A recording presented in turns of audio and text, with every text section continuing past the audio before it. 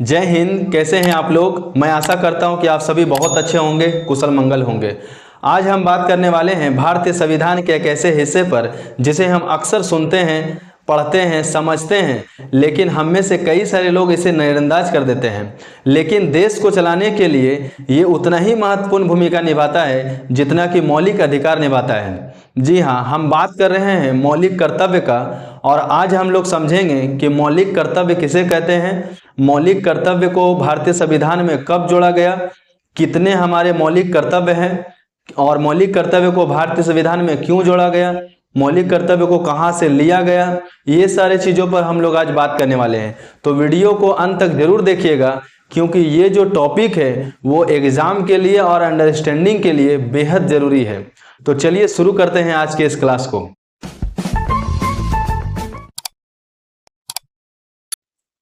तो देखिए, सबसे पहले हम लोग समझते हैं कि मौलिक अधिकार किसे कहते हैं।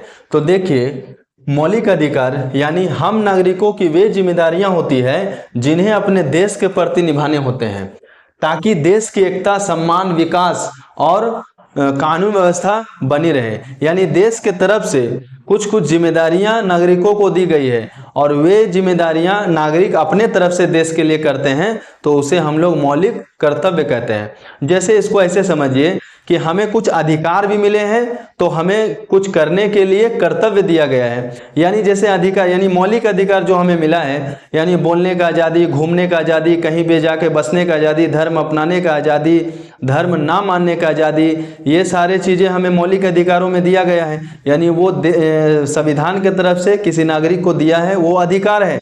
लेकिन नागरिक का भी अपना फर्ज बनता है, कर्तव्य बनता है कि हम देश के लिए भी काम करें, देश का सेवा करें, देश के प्रति हम उसके विकास के में सहयोग करें, तो वो नागरिकों का कर्तव्य है। तो अभी आपको समझ में आ गया कि अधिकार क्या होता है और कर्तव्य क्या होता है। एक और अच्छा उदाहरण से समझिए कि ताकि आपको और अच्छे से समझ में आ जाए। जैसे एक घर में माँ बाप अपने बच्चों को पढ़ाता है, लिखाता है, काबिल बनाता है, खिलाता है, पिलाता है, कपड़े पहनाता है, तो वो माँ बाप का कर्तव्य होता है कि अपने बच्चों को खिला रहा है, पिला रहा है, पढ़ा रहा है, लिखा रहा है, तो माँ बाप अपना फर्ज निभा रहा है। तो अब हमारा भी जिम्मेदारी होता है कि हम भी माँ बाप के लिए कुछ करें। तो हम भी अपने माँ बाप को खिला रहे हैं, पिला रहे हैं और उनके लिए कपड़े ला रहे हैं, वो उनका कहना मान रहे हैं, उनका सम्मान कर रहे हैं, उनका इज्जत कर रहे हैं, तो ये मेरा कर्तव्य हुआ। यानी माँ बाप अपने बच्चों के लिए जो करता है वो माँ बाप का कर्तव्य है और बच्चों का वो अधिकार है। और बच्चों के तरफ से अपना माँ बाप के सेवा करना, उसे खिलाना, पिलाना, उसका साथ देना, उसका बात को मानना, ये बच्चा का कर्तव्य होता है। यानी माँ बाप जो बच्चों के लिए कर रहा है, वो बच्चा तो अपना अधिकार ले लिया और माँ बाप अपना कर्तव्य भी निभा दिया। तो हमारा भी जिम्मेदारी अब बनता है कि हम भी अपना माँ बाप के लिए, हम भी अपना बड़ों का सम्मान करें, माँ बाप को सम्मान करें, उनके बातों पर अमल करें। तो ये सारी चीज़ें होती है जो हमारे कर्तव्य के अंतर्गत आता है। यानी जो हमको माँ बाप की तरफ से मिला वो अधिकार हुआ और जो हम अपने तरफ से माँ बाप के लिए किए वो कर्तव्य हुआ। तो अभी आपको समझ में आ गया कि कर्तव्य क्या होता है और अधिकार क्या होता है। अब आगे बात करते हैं कि मौलिक कर्तव्य की जरूरत क्यों पड़े। तो देखिए, इसको यहीं से समझ लीजिए आप कि मौलिक कर्तव्य की जरूरत क्यों पड़े। जैसे माँ बाप हमारे लिए इतना कुछ कर रहे हैं, हमें पढ़ा रहे हैं, लिखा रहे हैं, खिला रहे हैं, पिला रहे हैं, इतना पाल पोस कर बड़ा कर रहे हैं, काबिल बना रहे हैं। तो अगर हम सिर्फ अधिकार को घर में लें और हम अपना फर्ज को ना निभाएं, तो फिर वो घर तो घर नहीं रह गया। क्योंकि हमको जब घर के तरफ से इतने सारी चीज़ें सुविधा मिल रही है, इतनी सारी चीज़ें अधिकारें जो मिल रही हैं, तो हमारा भी तो कर्तव्य बनता है कि हम भी अपना घर के लिए कुछ करें। वहाँ का साफ सफाई, बड़ों का आदर सम्मान, अपने माँ बाप का ख्याल करना, तो ये सारी चीज़ अगर हम नहीं करेंगे तो वो तो फिर संतुलन बना नहीं रहेगा। वो तो फिर घर में जिसको जो मन में आएगा वो करेगा। इसी के वजह से मौलिक अधिकार के बाद मौलिक कर्तव्य को भी संविधान में जोड़ दिया गया, ताकि नागरिक अधिकार भी अपना लेके चले और कर्तव्य को भी ना भूले। और एक सफल और एक जिम्मेदार नागरिक वही है जो अपने अधिकारों को और अपने कर्तव्य को दोनों को लेकर चलता है। किसी भी एक चीज को लेकर देश आगे नहीं बढ़ सकता है। हम लोग को अगर देश को आगे बढ़ाना है तो अपने अधिकार के साथ साथ कर्तव्य को भी लेकर आगे बढ़ना होगा। यानी हम अधिकार ले रहे हैं तो देश के लिए हम अपना कर्तव्य को भी निभाना पड़ेगा। अब आगे समझ में आ गया कि अधिकार के साथ कर्तव्य क्यों जरूरी है और मौलिक कर्तव्य को क्यों लाया गया है, वो भी आपको समझ में आ गया कि सिर्फ अधिकार लेने से काम नहीं चलेगा, बल्कि हमें अधिकार के साथ साथ अपना कर्तव्य भी देना पड़ेगा। तो उसी तरह संविधान हमें मौलिक अधिकार तो दिया, यानी हमें बहुत सारे अधिकार दिए, तो संविधान में मौलिक कर्तव्य को इसलिए भी रख दिया गया ताकि अधिकार के साथ साथ लोग अपने जिम्मेदारी को भी निभाए। न तो हम अपना अधिकार ले लेते हैं, जिम्मेदारी हम निभाए नहीं करते, तो फिर वैसे फिर देश आगे कैसे बढ़ेगा। इसलिए हम कह सकते हैं कि यही सब कारण के वजह से मौलिक कर्तव्य को संविधान में जोड़ दिया गया ताकि नागरिक अपना अधिकार के साथ साथ कर्तव्य को भी ना भूले। अब आगे सवाल आता है कि मौलिक कर्तव्य को कब और क्यों जोड़ा गया। तो देखिए, जब संविधान लागू हुआ 1950 में, तो उस समय भारतीय संविधान में मौलिक अधिकार तो दर्ज था, लेकिन मौलिक कर्तव्य का कोई जिक्र नहीं था वहां पर। लेकिन आपातकाल के दौरान, यानी 1975-77 जो आपातकाल यानी इमरजेंसी के दौर जब आता है, तो उस समय देश जो था वो बहुत अस्थिरता, विरोध प्रदर्शन, ये सारे चीजों से गुजर रहा था। तो सरकार को उस समय लगा कि नहीं, लोग तो अपने अधिकार को तो मांग कर रहे हैं लेकिन अपना कर्तव्य भूल जा रहे हैं, तो हमें कुछ ऐसा करना चाहिए ताकि लोगों को अधिकार भी मिले और नागरिक अपना देश के प्रति जिम्मेदार भी बने। तो उस समय इमरजेंसी के दौरान 1975-77 में जब इमरजेंसी के दौरान ये अस्थिरता बनी थी, तो ये सरकार ये सोचकर लाया गया कि अब भारतीय संविधान में मौलिक कर्तव्य को जोड़ा जाए। तो फिर बात आता है कि संविधान के भाग 4A और अनुच्छेद 51 में, यानी भारतीय संविधान में मौलिक कर्तव्य को जोड़ दिया गया, जो कि मौलिक कर्तव्य 42वां संविधान संशोधन से सरदार स्वर्ण सिंह समिति की सिफारिश पर जोड़ा गया था।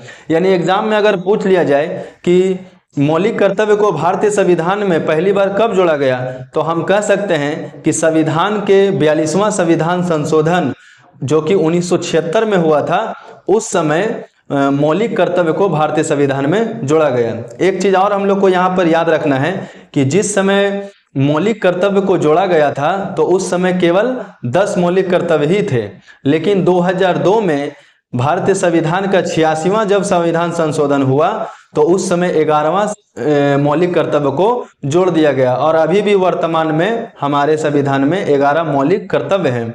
और जो 2002 में 11वां मौलिक कर्तव्य को जोड़ा गया था वो बच्चों की शिक्षा से संबंधित जोड़ा गया। यानी यहाँ पर ये बताया गया कि माँ बाप की जिम्मेदारी होती है कि अपने बच्चों को स्कूल भेजें, पढ़ाएं लिखाएं। यानी 6 से 14 साल के उम्र में जो बच्चे होते हैं, यानी अनिवार्य शिक्षा जो उसके अंतर्गत आता है, तो माँ बाप की जिम्मेदारी होती है कि आप अपने बच्चों को पढ़ाएं लिखाएं। यानी माँ बाप का कर्तव्य को याद दिलाया जाता है कि आपका ये कर्तव्य है कि आप अपने बच्चे को स्कूल भेजें। तो 2002 में ये जोड़ा गया। इससे भी रिलेटेड क्वेश्चन पूछा जा सकता है कि भारतीय संविधान में 11वां कर्तव्य को कब जोड़ा गया था, तो 2002 में। संविधान के कौन सा संशोधन, तो 86वां संशोधन। क्या चीज उसमें दिया है, तो बच्चों के शिक्षा से संबंधित। उसके बाद और कोई पूछा जा सकता है कि संविधान के कौन से भाग में और कौन से अनुच्छेद में मौलिक कर्तव्य को दिया गया है। तो याद रखना है कि संविधान के भाग 4A और संविधान के अनुच्छेद 51A में जोड़ा गया है। ये चीज हम लोगों को भूलना नहीं है कि संविधान के भाग 4A और अनुच्छेद 51A में मौलिक कर्तव्य को जोड़ा गया है। ठीक है। और मौलिक कर्तव्य जो फर्स्ट टाइम जोड़ा गया था वो 42वां संविधान संशोधन था, जो कि सरदार स्वर्ण सिंह समिति की सिफारिश पर 1976 में जोड़ा गया था। जो कि ये सब चीज़ हम लोग को भूलना नहीं चाहिए, ये बहुत इंपॉर्टेंट चीज़ है, और ताकि हमें एग्ज़ाम में या फिर अपने अंडरस्टैंडिंग के लिए ध्यान में रखा जा सके। ठीक है। तो अभी आपको समझ में आ गया कि मौलिक कर्तव्य क्या होता है और भारतीय संविधान में मौलिक कर्तव्य को कब जोड़ा गया था, क्यों जोड़ा गया था। और जो मौलिक कर्तव्य है वो हम लोग ये भी देख लिए कि रूस के संविधान यानी कि USSR के संविधान से हम लोग लिए हैं मौलिक कर्तव्य को। अब हम लोग भारतीय संविधान में जो वर्तमान में अभी 11 मौलिक कर्तव्य है, उन्हें अब हम लोग एक एक करके समझते हैं कि हर एक मौलिक कर्तव्य में क्या क्या बातें कही गई है। तो देखिए, सबसे पहले बात करें कि भारतीय संविधान के 11 मौलिक कर्तव्य यानी, और जो ये दिया हुआ है कहाँ, तो अनुच्छेद 51A में। यानी अगर हमसे पूछा जाए एग्जाम में कि भारतीय संविधान के मौलिक कर्तव्य को अनुच्छेद कितना में दिया हुआ है, तो 51A हमको ध्यान रखना है। ठीक है, तो सबसे पहले नंबर अगर हम लोग बात करें तो सबसे पहला नंबर में यानी कि 51A, इसी तरह ये चलता रहेगा क्योंकि 51A में ही तो मौलिक कर्तव्य को दिया गया। अब इसमें जैसे ए नंबर है यानी वो 1 हुआ, उसी तरह B C D E F G H I J K, इस तरह से टोटल 11 है। 11 के 11 हम लोग को अभी समझना है। तो यहाँ सबसे पहला है कि संविधान और राष्ट्रीय प्रतीकों का सम्मान करना। यानी पहला हमें बोलता है कि संविधान और राष्ट्रीय प्रतीकों का सम्मान करना, जैसे संविधान, ध्वज, राष्ट्रगान, राष्ट्र प्रतीक और राष्ट्र आदर्शों का सम्मान करना। ये हमें बताता है कि एक नंबर में बोलता है कि हर भारत के नागरिक को अपने देश के संविधान, देश के ध्वज को, राष्ट्रगान को, राष्ट्र प्रतीक को और राष्ट्र आदर्शों का सम्मान करना चाहिए। ठीक है, अब आते हैं 2 नंबर में। 2 नंबर में है कि स्वतंत्रता संग्राम के आदर्शों का सम्मान करना। यानी 51A का B में स्वतंत्रता सेनानियों के बलिदान को महत्व देना और उनके आदर्शों को सम्मान करना। जैसे स्वतंत्रता सेनानी यानी कि जैसे महात्मा गांधी, सुभाष चंद्र बोस, भगत सिंह, तो इन सब के बलिदानों को हमको महत्व देना चाहिए, इम्पोर्टेंस देना चाहिए और उनके आदर्शों को हमें अपनाना चाहिए। उनके द्वारा कहे गए बातों को, उनके द्वारा चले गए रास्तों पर हमें अमल करना चाहिए, सीखना चाहिए। 3 नंबर, देश की एकता और अखंडता को बनाए रखना, जो कि 51A का C में दिया हुआ है। भारत की एकता, भाईचारे की भावना रखना, यानी कि भारत में जितने भी लोग हैं उनके बीच में एकता होनी चाहिए, आपस में भाईचारे की भावना रखनी चाहिए। ये बातें यहाँ कही गई है। अब आते हैं नंबर 4 में, जो कि 51A का D में दिया हुआ है कि देश की रक्षा करना और राष्ट्रीय सेवा में तत्पर रहना। यानी 51A D में कहता है कि जरूरत पड़ने पर देश की रक्षा के लिए तैयार रहना। अगर देश को हमारा जरूरत पड़े तो हमें उस पर तत्पर रहना है, उससे पीछे नहीं हटना है। अब नंबर 5, सभी लोगों में सद्भाव, भाईचारे और स्त्रियों का सम्मान बढ़ाना। यानी 51E कहता है कि धर्म, जाति, भाषा और क्षेत्र के लोगों के बीच बढ़ाना, यानी कि सभी लोगों में सद्भाव होना चाहिए। यानी सभी धर्म, जाति के नाम पर भेदभाव नहीं होना चाहिए, भाईचारा वाला हिसाब होना चाहिए और स्त्रियों का सम्मान करना चाहिए, उसके स्त्रियों के सम्मान को बढ़ावा देना चाहिए। नंबर 6, भारत के समृद्ध सांस्कृतिक विरासत का संरक्षण करना, जो कि 51A का F में दिया गया है। भारतीय संस्कृति, कला, संगीत, भाषा, ऐतिहासिक विरासत की रक्षा करना। यानी भारत के जो भी सांस्कृतिक यानी कला है, संगीत है, भाषा है और ऐतिहासिक विरासत है, जो भी ऐतिहासिक प्लेस है, उन सब का हमें रक्षा करना चाहिए। ठीक है, अब आते हैं नंबर 7 में। नंबर 7 है प्राकृतिक पर्यावरण की रक्षा करना, जो कि 51A G में दिया है। यानी 51A का G में दिया है कि पेड़ पौधे, नदियों, तालाबों, पशु पक्षियों और पर्यावरण की सुरक्षा करना हमारी जिम्मेदारी है। यानी हर नागरिक को जिम्मेदारी है कि पेड़ पौधा, नदी, तालाब, पशु पक्षी, पर्यावरण का सुरक्षा करना। नंबर 8, जैसे कि नंबर 8 में है, नंबर 8 में कहा गया है 51A का H में, जो कि 8वां नंबर में, वैज्ञानिक सोच, मानवतावाद और तर्कशीलता का विकास करना। यानी अनुसंधान, विज्ञान, तर्क और मानव सेवा को बढ़ावा देना, ये नंबर 8 में कहता है। अब आते हैं नंबर 9 में। नंबर 9 है सार्वजनिक संपत्ति की रक्षा करना। यानी जितने भी सरकारी संपत्ति है, देखिए सरकार के जितने भी सरकारी प्लेस, यानी सार्वजनिक संपत्ति का मतलब है कि किसी व्यक्ति विशेष का वो संपत्ति नहीं है, बल्कि पूरा देश का है, तो उसी को हम लोग बोलेंगे सार्वजनिक संपत्ति। जैसे कि सरकारी स्कूल, बस, सड़क, ट्रेन, तो ऐसा थोड़ी है कि सरकारी स्कूल किसी खास आदमी के लिए है, किसी खास इंसान के लिए, ऐसा बात नहीं है। सरकारी बस है सबके लिए है, सरकारी सड़क है सबके लिए है, ट्रेन, पार्क, ठीक है, सरकारी बिजली, पानी, ये सारी चीज़ जो भी होती है वो पूरा देश के नागरिक के लिए होता है, तो उसी को हम लोग बोलते हैं सार्वजनिक संपत्ति। तो जितने ये सब सारी चीज़ें हैं, तो ये सब को रक्षा करने की जिम्मेदारी हम नागरिकों की ही है। अब नंबर 10, व्यक्तिगत और सामूहिक स्तर का उत्कृष्टता प्राप्त करना। यानी 51A में कहता है कि हर व्यक्ति को अपने काम में श्रेष्ठता लानी चाहिए। जैसे जो व्यक्ति काम कर रहा है, हम लोग भी अपना काम कर रहे हैं, सब अपना अपना काम करता है, तो सबको चाहिए, यानी हर एक नागरिक को चाहिए कि वो अपना काम में श्रेष्ठता लाए, यानी कि वो अपना काम में, अपना हुनर में बेहतर बने, ताकि देश का भला हो सके, देश तरक्की में जा सके, देश विकास की ओर जा सके। जैसे कि दिया है, ताकि देश का विकास हो, यानी हर व्यक्ति को अपना काम अच्छा से करना चाहिए, बहुत बढ़िया से रिसर्च करना चाहिए, सीखना चाहिए, ताकि देश हमारा विकास की ओर बढ़े। अब नंबर 11 जो कि हमारा मौलिक कर्तव्य का लास्ट है ये, तो इसमें कहता है कि 6 से 14 वर्ष के बच्चों को शिक्षा दिलाना। 51A में के में कहा गया है ये कि हर माता पिता अभिभावक का कर्तव्य है कि बच्चों को मूलभूत शिक्षा दिलाना। यानी 6 से 14 वर्ष के जितने भी बच्चे होते हैं तो वो कंपलसरी है, और ये कहा गया है कि मूलभूत यानी वही कंपलसरी है कि वो अपने बच्चा को शिक्षा दिलाएं।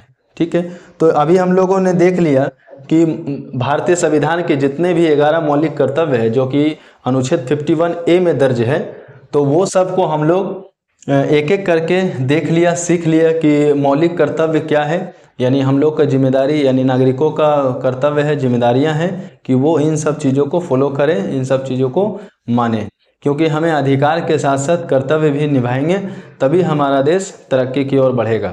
तो अभी आपको समझ में आ गया होगा कि मौलिक कर्तव्य क्या होता है, मौलिक कर्तव्य को भारतीय संविधान में क्यों जोड़ा गया, क्या जरूरत थी, कब जोड़ा गया, कहाँ से, यानी कौन से देश से हम लोग मौलिक कर्तव्य को लिए हैं, और उसके बाद पूरे 11 मौलिक कर्तव्य को हम लोग एक एक करके देखें कि किसमें क्या बात कही गई है। तो आई होप आपको ये वीडियो बहुत पसंद आया होगा। अगर आपको लगता है कि ये और भी लोगों को देखना चाहिए, और भी लोगों के साथ इससे साझा करना चाहिए, शेयर करना चाहिए, तो आप इसे ज़रूर एक दूसरे से शेयर ज़रूर करिएगा, ताकि ये इन्फॉर्मेशन किसी एक लोगों के नहीं बल्कि पूरे देश के नागरिकों तक पहुँचे। तो मिलते हैं किसी नेक्स्ट वीडियो में इसी तरह के इन्फॉर्मेशन के साथ। तब तक के लिए जय हिंद, जय भारत।